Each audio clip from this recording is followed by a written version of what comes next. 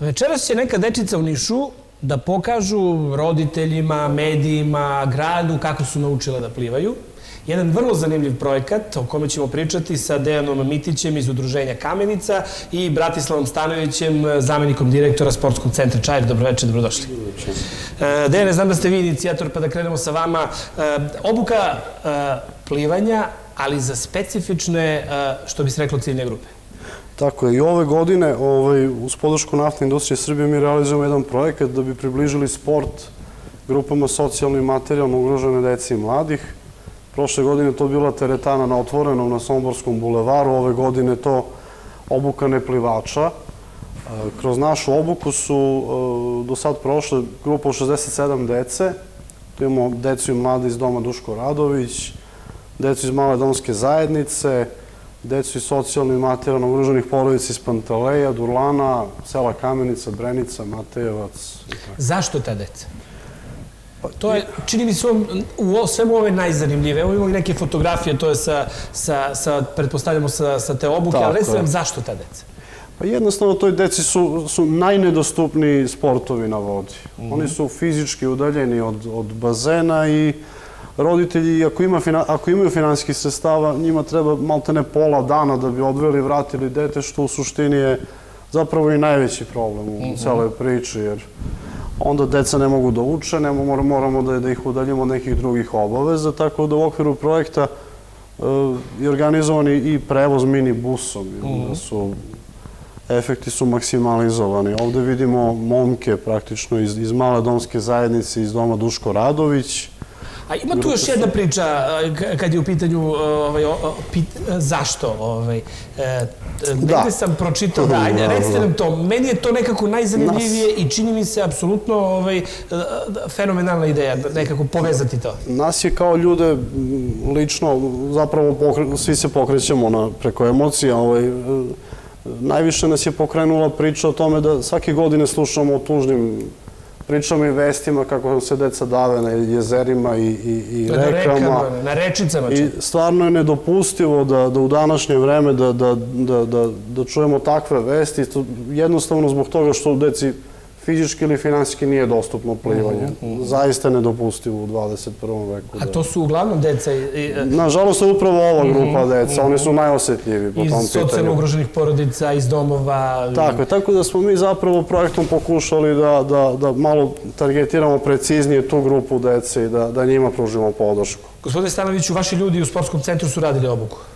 Da, nego ja bih pre ovoga htio nešto da kažem. Ja bih ovom prilikom već pozvao neke mlade, inventivne ljude koji žele da imaju neki partnerski odnos, koji imaju dobre programe, koji su danas edukovani tehnološki, pristupni su nekim svojim fondovima gde mogu da apliciraju, da mogu sa nama da rade neke partnerske projekte, kao što je u ovom prilikom i urađeno. Mi smo se i onda dogovorili da izađemo u susret ovako mladim ljudima, da sa nekim našim uslovima, ne samo što se tiče objekata gde to može da se izvede, nego i sa stručnim kadrom koji vi znate već dugi niz godina radi vrlo uspešno ovu vrstu opismenjavanja. Ovo mora da se kaže da je jedna vrsta opismenjavanja i samo jedan naučen plivač je jedan spašen život. To je već nešto što je veoma nemerljivo u ovoj situaciji. Dobro, vaši ljudi su radili obuku, tako? Vi imate tim koji može to da odradi bez problema? Pa vi znate da sportski centar ima dosta kvalitetnih ljudi koji su završili fakultete, znači fakultet za fizičku kulturu ili DIF, kako već hoćete, koji i profesionalno to rade na bazenima, a ovo je samo jedan deo onoga što će sportski centar da kasnije radi, a i već počinje od ponedeljka jedan vid. Nešto slično, pričat ćemo o tome, jeste. Sad, kad ste selektirali, evo imamo malo i kako izgleda kad bus dođe po decu, koliko je to radost, tako? Baš sam sad teo da pitam kako su prihvatili poziv da krenu na plivanje. Pretpostavljam da nije bilo niko ko nije hteo od onih koje ste izabrali. Pa upravo tako, ovo je stvarno spontano. Ja sam zamolio da isključe ton ovom snimku zato što su bili komentari. Spontano se desilo da su vidjeli autobus i radio se i uvek se radi u svakom dolasku autobusa. Roditelji mi se žale da ih deca plačući teraju da ne propuste ni jedan čas bez obzira što su bile izložena i raznim virusima i bolestima, bukvalno maksimalna Koliko je trajala obuka, koliko časova? Posvećenost. Osmislili smo jednu intenzivnu obuku od 2 radne nedelje. moram da pohvalim, ne što je Bane tu, nego stručnjak iz sportskog centra, zato što apsolutno sve što smo pitali, uvek su nam izašli u susret. Napravili su nam fleksibilnu obuku od 7 godina starosti do 20 godina starosti. Pošto je to bila struktura ideje. Struktura je bila vrlo raznovrsna. Imali smo decu sa invaliditetom, decu sa manje ili više fizički sposobnosti, znači apsolutno su sve oni amortizovali i doveli. Jel su svi naučili da plivaju? Pa jesu, treba još malo rada. Dobro, to će večeras da se vidi, večeras je taj čas završen, je li tako? Da, večeras će oni da plivaju pred svojim roditeljima i starateljima, nakon toga ćemo da priredimo jedno malo osveženje u restoranu sportskog centra Čair i tu ćemo da dodelimo diplome svoj deci, naravno. Gospodine Stanoviću, rekao ste da sad nešto ovako i vi krećete sami da radite, je li tako? Da vam kažem nešto, nama je i to delatnost, ali između ostalog mi smo već u dogovoru sa raznim strukturama iz grada, znači sa Pčelicom, već pregovarali, to će biti u nekoj strategiji razvoja Niša u onom domenu koji se odnosi na sport i fizičku kulturu. Planirano je da se obuhvati čitav jedan period od 5 godina da bi svu decu preškolskog uzrasta faktički napravili bi presek da tako kao deca kad pođu u školu pa uče od početka prvi razred. Da sva deca imaju prilike. To bi bilo sjajno da svi nauče da plivaju. Ali nešto što je sad već u toku, znači od ponedeljka mi krećemo sa obukom, mi smo tako nazvali opštine i gradovi prigradski, znači u blizini Niša sa decom koja nemaju isto mogućnosti što je rekao Deki, znači da omogućimo, sad krećemo sa Gadžinom Hanom, znači deca iz Gadžinog Hana i Zaplanje, u pregovorima smo sa Prokupljem i idemo na Merošinu i Doljevac, tako da ćemo obuhvatiti sve one koji nemaju mogućnosti da dolaze, da im omogućimo, a naše učešće, reći ću vam ukratko, je veliko jer mi sa jednom minimalnom cenom, ovde nije veliki efekat finansijske prirode, ali je mnogo veći ono što i Dejan malo pričao, znači da osposobimo tu decu, da ih naučimo, da im pružimo neko zadovoljstvo što oni nemaju. Dene, evo druga godina, ja znam da smo u nekom drugom studiju pre godinu dana razgovarali i onom prvom projektu, prethodnom. Za 2 godine 2 fenomenalna projekta, dobili ste podršku. Recite nam nešto o Udruženju Kamenica. Kad se kaže Udruženje Kamenica, ja svako bi pomislio da ste locirani samo na svoje mesto. Pretpostavljam da je u pitanju... Kamenica je premala. Inicijalno udruženje je osnovano da je najviše osnivača bilo iz Kamenice. To su ljudi različitog životnog doba i profesionalno i obrazovnog porekla, ali mi delujemo i šire. Za svoj rad smo dobili međunarodne, nacionalne pa i lokalne nagrade. Trudimo se da budemo inovativni, to se dopada donatorima. Evo, naftna industrija nas je podržala po drugi put.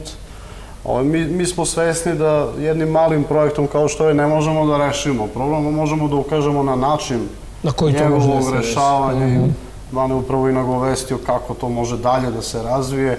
Pa ja evo, hvala vam na pozivu i ovo je jedan apel da organizacije koje imaju mnogo većih finansijskih i logističkih sredstava da se uključu u ovakav vid.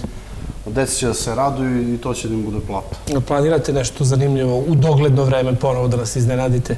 Pa iskreno se nadamo nekim ozbiljnim većim projektima u budućnosti, ali još je nezahvalno pričati. Dovestit ćemo vas. Dobro.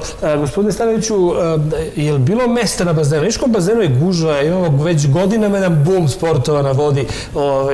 Je li bilo mesta za ovu dečicu? Pa da vam kažem nešto, mi se trudimo da u saradnji sa klubovima, mada tu ne bi ovom prilikom pričao o tome, uveče od 18 sati pa sve do 23:30 je toliko ljudi da bi bilo lepo da se dođe neko veče. Tu su prisutni klubovi, 2 kluba plivačka, 2 kluba za sinhrono plivanje, vaterpolo klub i što mnogi ne znaju, 5 klubova ronilačka. 5 ronilačkih klubova. 5 ronilačkih klubova koji imaju termine na kraju, što kaže, dana i mogu da vam kažem da je to ogroman broj ljudi koji dolazi, što je veoma lepo.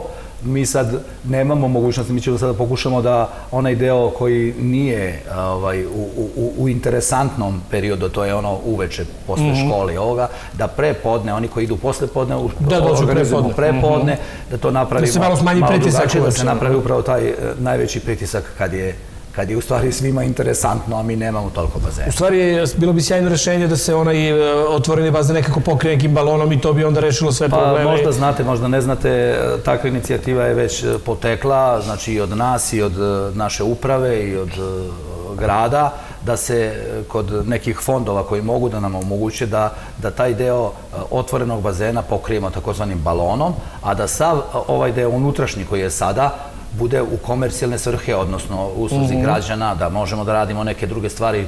Ako se sećate, pre 20 godina su bile lepe igre na vodi, bile su predstave, san letnje noći na bazenu, bio je delfinarijum. Znači, nešto što je bilo pre 20 godina izgleda nezgodno, mi vraćamo sad. Dobro, ali predivna je stvar u stvari što je gužva na bazenu. Bum sportova na vodi. Pa jeste, da vam kažem nešto, međutim, taj bum je dobar, ali ono što ovom prilikom želim malo da podstaknem, a to je da je bazen 25 godina nije uopšte renoviran, da je ono što vi vidite od ozgo je donekle u pristojnom stanju, a ono što se tiče ventilacije, što se tiče grejanja, što se tiče svega drugog je u jednom, da kažem, katastrofalnom stanju i ono zahteva jednu veću rekonstrukciju. Dejan Mitić i Bratislav Stanović, hvala lepo. Hvala i vam što